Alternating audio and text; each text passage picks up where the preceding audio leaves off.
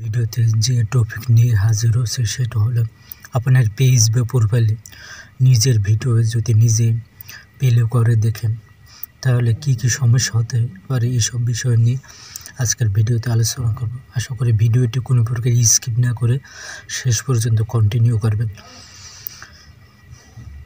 আপনি Facebook page বা profile যেটা নিয়ে কাজ করুন, যখন আপনি ভিডিও আপলোড করবেন, আপনি যদি আপনার পেজ থেকে আপনার নিজের ভিডিও যদি নিজে প্লে করে দেখেন অথবা অটো কোনো প্লে যে অপশনটা সেটাও যদি অন থাকে তাহলে অটোমেটিক্যালি ভিডিওগুলো প্লে হয়ে যাবে।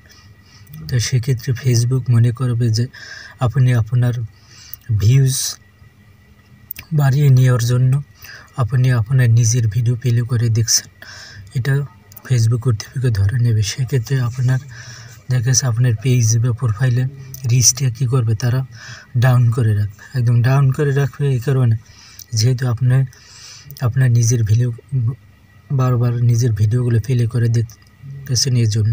আর সেক্ষেত্রে আপনার রিচ যদি ডাউন থাকে অথবা রেড চিহ্ন থাকে, সেক্ষেত্রে দেখা যাচ্ছে আপনি যত ভালো ভালো কন্টেন্ট বা ভিডিও আপলোড করেন কিন্তু আপনার ভিডিওগুলো কী করবে না, সাজেস্ট ফর ইতে যাবে না, আর অন্যের কাছে ভিডিওগুলো সাজেস্ট করবেন।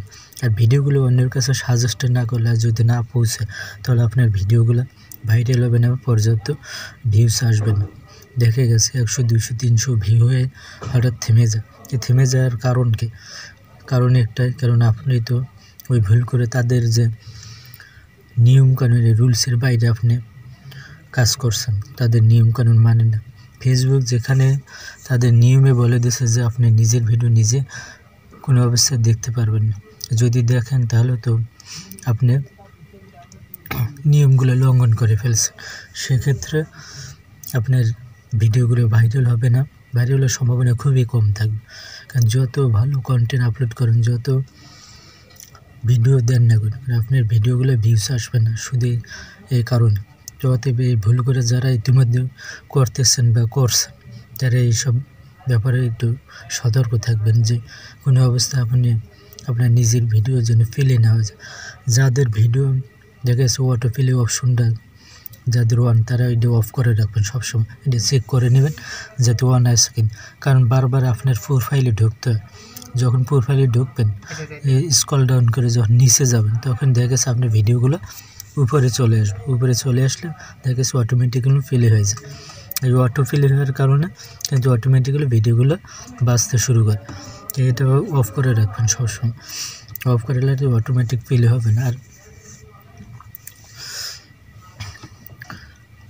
এটা সেটিং থেকে আপনারাও অবশ্যই অফ করে নেবেন।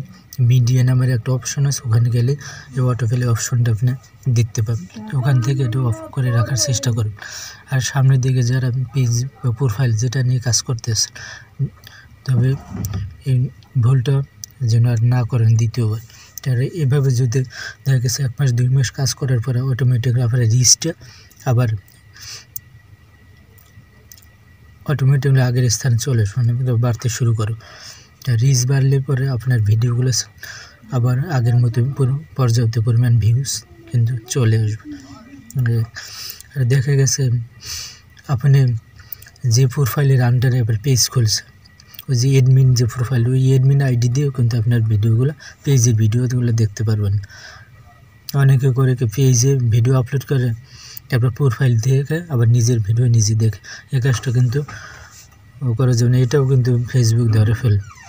আপনি পেজে ভিডিও আপলোড করেন, আপনি অ্যাডমিন আইডি দিয়ে আপনি পেজের ভিডিওগুলো দেখা শুরু করেন, এই কাজটাও করবেন না। আশা করি আপনাদেরকে বুঝাতে পারছি ছোট্ট একটি ভিডিওর মাধ্যমে। তো ভালো থাকবেন সবাই, আল্লাহ হাফেজ।